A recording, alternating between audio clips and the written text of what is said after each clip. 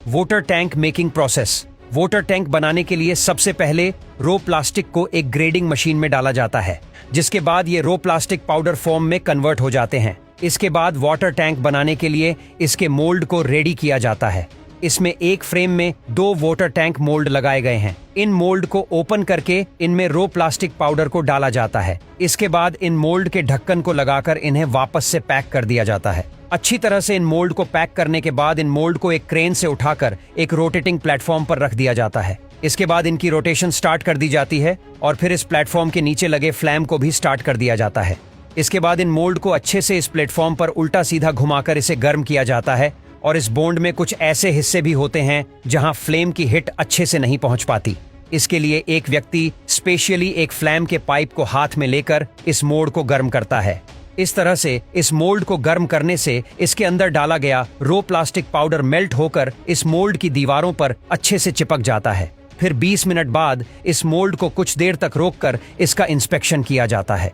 अगर ये वाला प्लास्टिक मेल्ट होकर मोल्ड की दीवारों से अच्छी तरह से चिपक जाता है तो फिर इसमें प्लास्टिक की दूसरी लेयर बनाने के लिए इसमें एक बार फिर से प्लास्टिक पाउडर को डाला जाता है। इसके बाद मोल्ड का रोटेशन फिर से स्टार्ट कर दिया जाता है और फिर से घुमाकर इस मोल्ड को अगले 20 मिनट तक गर्म किया जाता है और ठीक 20 मिनट बाद इसके फ्लैम और रोटेशन दोनों को बंद कर दिया जाता है। फिर इसे एक क्रेन की मदद से उठाकर दूसरे रोटेटिंग प्लेटफॉर्म पर रख दिया जाता है। यहाँ इस मोल्ड को कूलिंग प्रोसेस से होकर गुजारा जाता है। यहाँ इन मोल्ड के ऊपर एक वाटर पाइप की मदद से लगातार पानी डाला जाता है ताकि इन मोल्ड को जल्दी से ठंडा किया जा सके। कुछ देर पानी डालने के बाद जब ये मोल्ड ठंडे हो जाते हैं तो फिर एक बार फिर से इन्हें एक क्रेन की मदद से उठाकर जमीन पर रख दिया जाता है और फिर कुछ टूल्स की मदद से इन मोल्ड को ओपन किया जाता है और फिर धीरे धीरे करके इनमें से वाटर टैंक को निकाल लिया जाता है।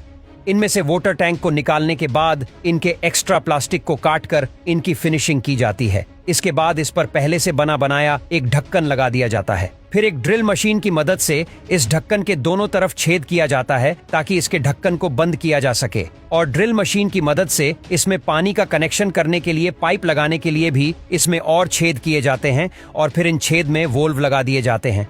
इसके बाद ही वाटर टैंक पूरी तरह से इस्तेमाल किए जाते हैं। Wooden spoon making process. Wooden spoon या फिर आइसक्रीम स्टिक बनाने के लिए सबसे पहले बड़े बड़े पेड़ों को काटकर उनके लोग्स को फैक्ट्री में लाया जाता है। आपको बता दे कि ये सभी पेड़ नॉन टॉक्सिक होते हैं, जिस वजह से इनके इस्तेमाल करने में सेहत को कोई नुकसान नहीं होता और ना ही इनमें किसी तरह की स्मेल या फिर टेस्ट होता है। फिर इन बड़े बड़े लोग्स को एक कटिंग मशीन पर लाया जाता है। यहाँ इन लोग्स को एक कट्टर की मदद से फिक्स साइज के छोटे छोटे टुकड़ों में काट लिया जाता है। लकड़ी के इन छोटे छोटे लोग्स को फिर एक स्पेशल पीलिंग टूल की मदद से चीला जाता है। इन टूल की मदद से इन लोग्स की आउटर लेयर को पूरी तरह से निकाल दिया जाता है। फिर इन लोग्स को एक एक करके एक पीलिंग मशीन पर लगाया जाता है। ये मशीन इन लोग्स को तेजी से घुमाती है और इसमें आगे की तरफ एक ब्लेड भी लगी होती है जो कि इन लोग्स की पतली पतली लेयर निकाल देती है। इस तरह से इन सभी लोग्स को एक एक करके इस मशीन पर लगाकर इनकी पतली पतली लेयर निकाल दी जाती है। फिर आगे लकड़ी की इन लेयर्स को सही से अरेंज किया जाता है और इन्हें एक जगह इकट्ठा कर दिया जाता है। फिर लकड़ी की इन कुछ प्लेयर्स को उठाकर एक कटिंग मशीन में डाला जाता है। यहाँ यह मशीन इन लेयर्स में से आइसक्रीम स्टिक को लगातार काट दी जाती है और उन्हें आगे की तरफ इकट्ठा कर दी जाती है। आप देख सकते हैं कि किस तरह यह मशीन इतनी तेजी से इन आइसक्रीम स्टिक को काटती जा रही है और कचरे को इससे अलग भी करती जाती है। इसके बाद इनको पैक करके मार्केट में भेज दिया जाता है।